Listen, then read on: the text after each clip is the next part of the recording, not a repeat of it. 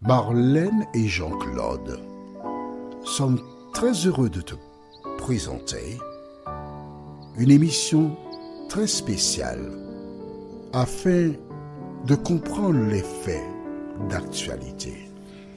Merci pour ta fidélité. Merci de demeurer fidèle surtout à la parole de Dieu. Nous voyons aujourd'hui la définition du racisme. Le racisme se trouve un peu partout sur la terre. La référence du jour se trouve dans le livre de Nombres, chapitre 12, les versets 1, et nous irons jusqu'au verset 12. Juste avant, implorons la présence de Dieu parmi nous. Notre Seigneur et notre Dieu, nous voici en ta présence encore, afin de continuer, non pas de lire, mais de comprendre la parole. Cet esprit, merci de continuer de nous instruire et nous conduire dans toute la vérité. Cette grâce, nous te la réclamons au nom de Jésus et pour ta gloire éternelle. Amen. Prenons donc la Bible au livre de Nombres, chapitre 12. Et nous lirons les versets 1 jusqu'au verset 3, dans un premier temps. Marie et Aaron parlèrent contre Moïse au sujet de la femme éthiopienne qu'il avait prise, car il avait pris une femme éthiopienne. Ils dirent, est-ce seulement par Moïse que l'Éternel parle? N'est-ce pas aussi par nous qu'il parle? Et l'Éternel l'entendit. Or, Moïse était un homme fort patient, plus qu'aucun homme sur la face de la terre. Arrêtons-nous ici, un instant. Que s'est-il passé? Pour celles et ceux qui ne connaissent pas l'histoire de la Bible, Moïse avait tué un Égyptien et Pharaon cherchait à le mettre à mort.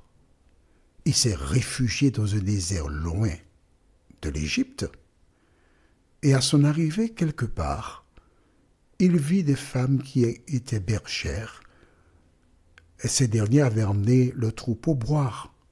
Et les chenapans sont arrivés et tentèrent de chasser ces femmes. Et Moïse seul, mais certainement il avait appris tout ce qu'il y avait comme sport de combat en Égypte. Il était probablement un très bon judoka. Il faisait du karaté, il s'est battu, il a frappé ces hommes et il les a chassés, faisant justice à ces femmes. Or, elles étaient 7 femmes d'un homme qui était le grand prêtre madianite. Il est seul, dans un désert. Le père de ces femmes, ayant flairé la bonne affaire, demanda à ses filles, mais allez les inviter à manger. Aïe, aïe, aïe. Ouais, je n'ai que des filles. Et s'il a pu chasser ceux qui vous maltraitent tous les jours, il faut que je le garde pour vous protéger, mes filles. Allez chercher l'homme. Et les filles allèrent chercher Moïse. Et Moïse vint. Et le père les filles ont fait de leur sourire. Elles étaient mignonnes, ces filles. Et Moïse avait l'embarras du choix. Pour Moïse, il n'est plus hébreu. Il est un étranger caché dans un désert. Il ne reverra plus sa famille et il est berger. Donc il épouse une femme. Sauf que Dieu sait qu'il a épousé une femme et Dieu va le chercher. Dieu va lui dire, va délivrer le peuple. Il arrive en Égypte. Et l'Éternel permet qu'à travers ces différentes actions et propos, que le peuple laisse l'Égypte. Mais le diable n'est pas content. Le diable n'est pas content. Il va utiliser le frère de sang et la sœur de sang, celle qui veilla sur lui quand il était dans le panier. pour dire, ah non, c'est pas Moïse seulement, hein. Dieu parle par nous aussi, hein. Nous sommes importants, nous sommes importants, nous avons de la valeur, il n'y a pas que Moïse. Ils ont cherché un alibi parce qu'en fait, la Bible nous dit que c'est à cause de l'épouse qui était éthiopienne, c'est du racisme, qu'ils se sont élevés contre Moïse. Mais est-ce eux? Non. Le diable qui était derrière eux, qui a provoqué cette situation pour faire se voler en éclats la cellule qui a déjà permis au peuple de laisser l'Égypte, d'avoir traversé la mer Rouge et en chemin maintenant créer la zizanie. Mon ami, toutes les fois que tu vas poser une action, réfléchis pour savoir si elle est conforme à la parole de Dieu. Réfléchis pour savoir si elle apportera la paix. Réfléchis pour savoir si celles et ceux qui verront, entendront, pourront dire gloire à Dieu. La Bible dit que Moïse était un homme fort patient et l'Éternel entendit. Que fit-il? Lisons maintenant versets 4 et suivants. Soudain, l'Éternel dit à Moïse, à Aaron et à Marie, allez-vous trois à la tente d'assignation. La tente d'assignation, on peut dire, c'est le temple, d'accord? Et ils y allèrent tous les trois. L'Éternel descendit dans la colonne de nuée, et il se tint à l'entrée de la tente. Il appela Aaron et Marie, qui s'avancèrent tous les deux. Donc tu vois, Dieu est descendu sur terre. Hein? Quand des gens te disent que Dieu ne descend pas sur terre, il ne faut pas écouter cela. Lis la Bible, tu n'auras pas de problème. Nous continuons verset 6, et il dit, « Écoutez bien mes paroles. Lorsqu'il y aura parmi vous un prophète, c'est dans une vision que moi, l'Éternel, je me révélerai à lui. C'est dans un songe que je lui parlerai. Il n'en est pas ainsi de mon serviteur Moïse. Il est fidèle dans toute ma maison. Je lui parle bouche à bouche. Alors, c'est ce qui manquait, bouche à bouche, mais c'est bouche à oreille, d'accord? Il lui parle. Parce que Moïse n'est pas mort pour faire un bouche à bouche pour le ranimer. On est bien d'accord? On continue. Je me révèle à lui sans énigme, et il voit une représentation de l'Éternel. Il voit une représentation de l'Éternel. Cela veut dire que Dieu se représente en un être, je ne sais pas, une représentation de l'Éternel. Il le voit face à face et il est sur terre. Est-ce que c'est clair pour toi? On continue. Pourquoi donc n'avez-vous pas craint de parler contre mon serviteur, contre Moïse? La colère de l'Éternel s'enflamma contre eux, et il s'en alla. La nuée se retira de dessus la tente, et voici Marie était frappée d'une lèpre blanche, comme la neige. Aaron se tourna vers Marie, et voici elle avait la lèpre.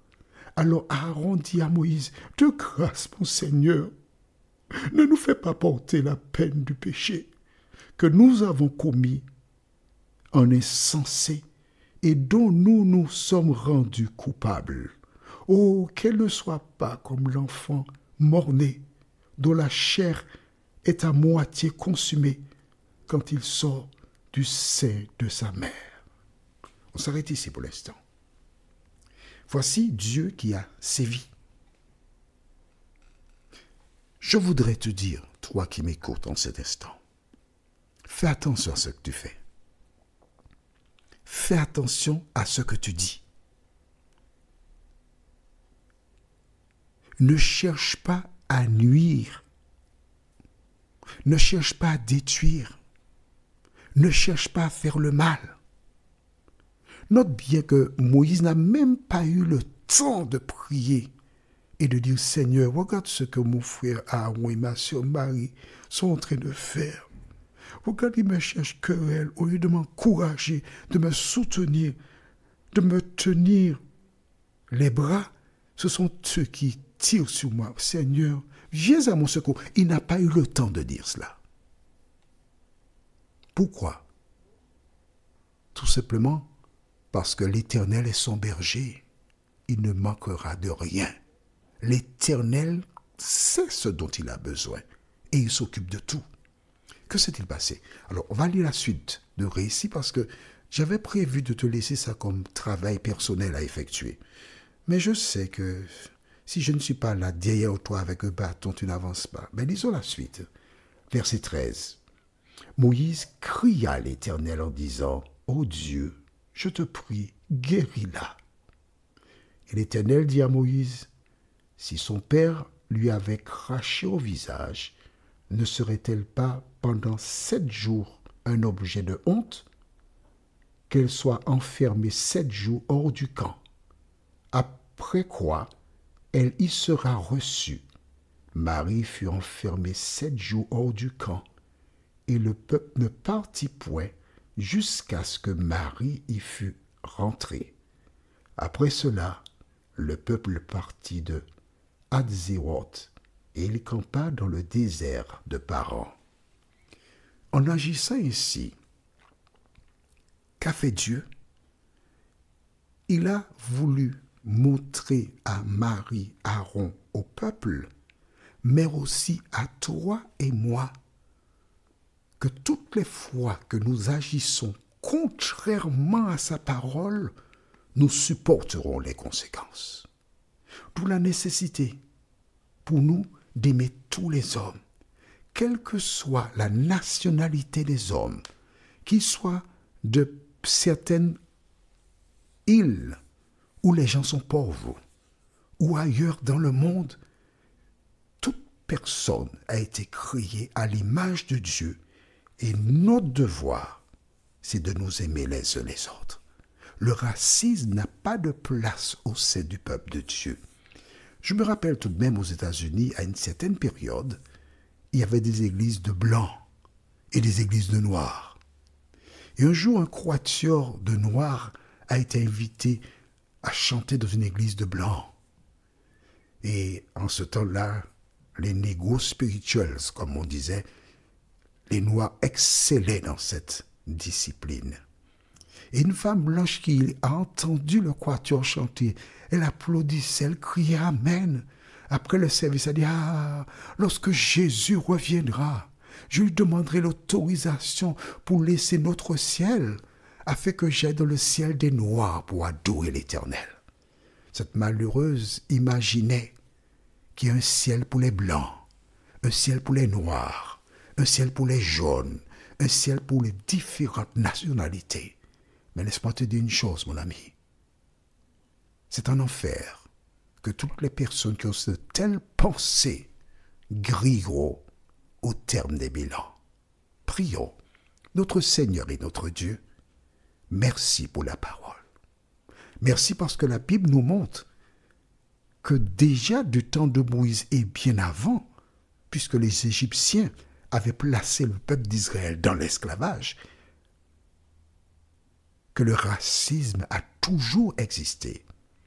Permet que toutes les personnes qui parlent de Jésus et qui l'attendent pour leur salut sachent qu'aucun raciste n'obtiendra la vie éternelle. Merci de vider nos cœurs. Merci de visiter les Noirs, des Noirs qui se battent et qui n'ont aucun respect pour des Blancs. Seigneur, aide chaque race à imaginer que l'autre c'est Jésus de Nazareth. Cette grâce nous te demandons au nom de Jésus et pour ta gloire éternelle. Amen. Que l'Éternel continue de te bénir et te garder. Et il me tarde de te retrouver. Nous sommes parvenus au terme de notre réflexion. Si d'aventure tu as une question, il te suffit d'envoyer un message par le biais de WhatsApp au numéro suivant, plus 596 696 88 93 93. Et alors Jean-Claude, moi, je me ferai un réel plaisir de répondre à ta question.